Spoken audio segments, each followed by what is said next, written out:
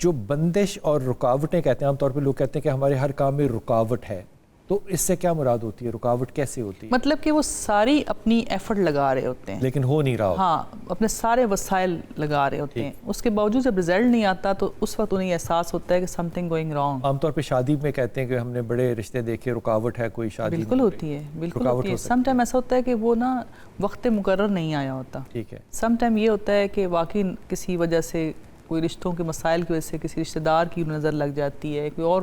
اچھا، عام طور پہ ہم نے سنا تھا کہ رشتے آسمانوں پہ بنتے ہیں، یہ واقعی وہاں بنتے ہیں؟ بنتے تو ہیں لیکن فیصلے زمین پہ ہوتے ہیں.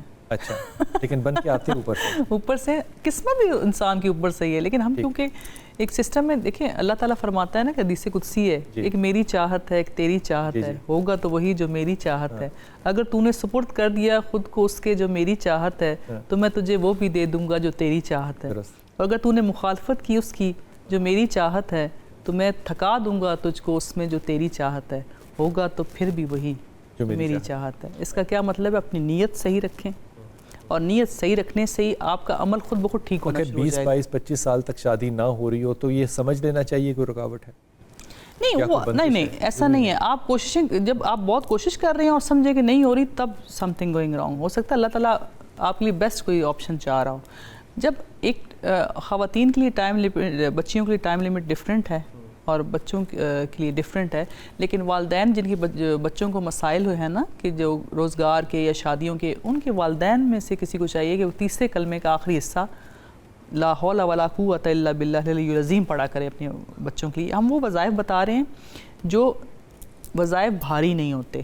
وظائف بھاری بھی ہوتے ہیں، وظائف بھاری ہوتے ہیں چاہے وہ آیت قرآن ہو. بے شک، کیونکہ ہر انسان کی روحانی پاور وہ نہیں ہوتی. ٹھیک ہے. ہر وظیفے کا ایک ڈیکرم ہوتا ہے. ٹھیک ہے. اگر وہ اس کو آپ پورا نہیں کر رہے تو وہ آپ کو الٹا اس کا نقصان ہوگا. ٹھیک.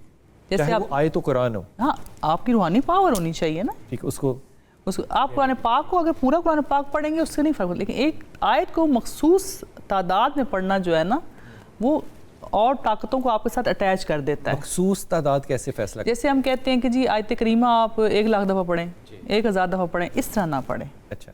آیات آپ قرآن پاک کو جس طرح ترتیب میں، تعداد کا فیصلہ کیسے کرتے ہیں کہ اس کو اتنا پڑھنا چاہیے؟ وہ نا نمبر سے ہی نکلتا ہے. نمبر سے، اسی آیت کے لفظ، اسی آیت کے لفظ سے. پھر وہ ہمیں دیکھنا پڑتا ہے کہ جیسے نا اب آپ کا نام ہے 786 ہے، بسم اللہ الرحمن الرحیم، 786 جی 786 اتنا پڑھنا چاہیے.